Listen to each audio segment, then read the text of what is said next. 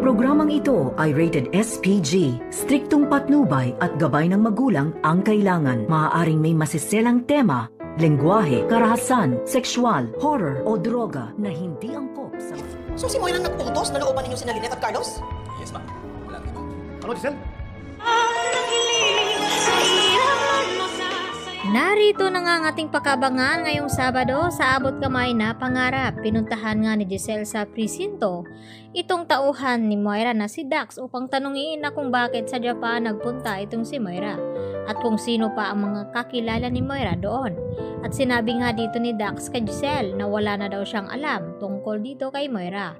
Ang tanging nalalaman daw niya ay inutusan siya ditong pasukin itong bahay nga ni Doc Carlos at Lynette.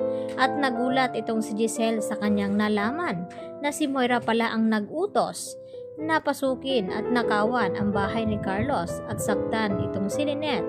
At sa nalaman dito ni Giselle, agad niyang inireport at pinuntahan sa Eastridge itong si Carlos sana. Subalit ay wala nga siya doon dahil may inaasikaso.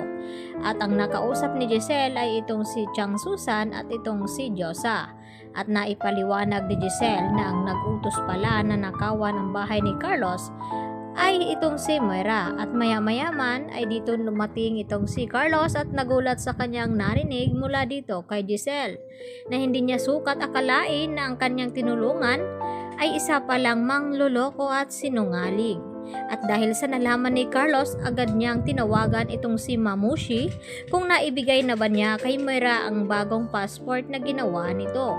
At ang sagot nga dito ni Mamushi sa kanya na hindi pa nga raw dahil inaantay pa ni Mamushi na matapos gawin itong passport ni Zoe dahil balak ngang isama ni Moira at itakas itong si Zoe. At sa nalaman ni Carlos ay tila nagbago ang ihip ng hangin at hindi na nga niya pwedeng ipabigay dito kay Moira ang kanyang bagong identity, pati na rin itong kay Zoe. Nang sa ganon ay hindi makatakas itong si Moira. At nagtanong itong si Mamoshi kay Carlos na kung bakit hindi na niya ipinabigay ang passport. At sinabi nga dito ni Carlos na may malaking atraso na ginawa ito si Moira sa kanya na ngayon lang nalaman ni Carlos. At ito na nga ang utusan ang tauhan ni Balahadja na pasukin nga ang bahay ni Carlos at sakta na tong kanyang asawa. Kaya hindi naman palalampasin ni Carlos ang mga ginagawa dito ni Moira dahil muntik-muntikan na ngang mapahamak itong si Lynette. Samantala, agad din na ibinalita ni Carlos dito kay Lynette ang kanyang nalaman na si Moira pala ang nag-utos na looban ang bahay ni Carlos.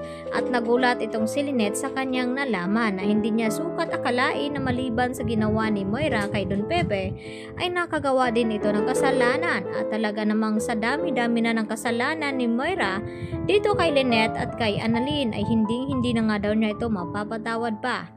At dito nga na narinig ni Zoe ang sinabi ni Lynette na sana nga bumalik kay Moira ang lahat-lahat ng karma ng kanyang ginawa dahil sa sobra na nga ito.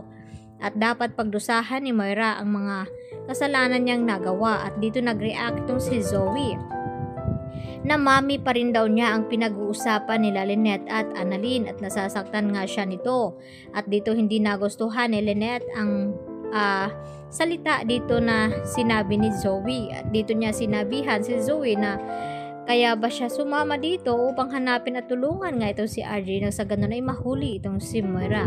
Bakit ngayon ay nagawa pang ipagtanggol ni Zoe itong si Moira? Tila nahuhulaan na nga ni Lynette ang ibig sabihin dito ni Zoe na hindi talaga niya intensyon na tulungan itong sina RJ at Annalyn na hanapin itong kanyang ina na si Moira dahil ang gusto nito na hindi nga makulong at mahuli itong si Moira at nang sa ganon ay makatakas nga ito. At dito agad na tumawag itong si Zoe sa kanyang ina na si Moira at pinaalam dito ang kanyang nalaman na kumanta na nga itong kanyang tauhan na si Dax na sinabi dito kung sino ang nag-utos na pasukin itong bahay ni Doc Carlos. At ngayon nga ay nagulat itong si Moira sa kanyang ding nalaman. Kaya yan naman ang ating pagkaabangan mamaya kung ano nga ang magiging Kahinat na dito kay Moira kung tuluyan na nga bang itong babalik ng bansa nang sa ganon ay mahuli na ito at makulong dahil sa kanyang ginawang kasamaan. Yan lang po at marami pong salamat ulit sa inyong pananatiling panonood dito sa aking munting channel. Hanggang sa muli, bye-bye!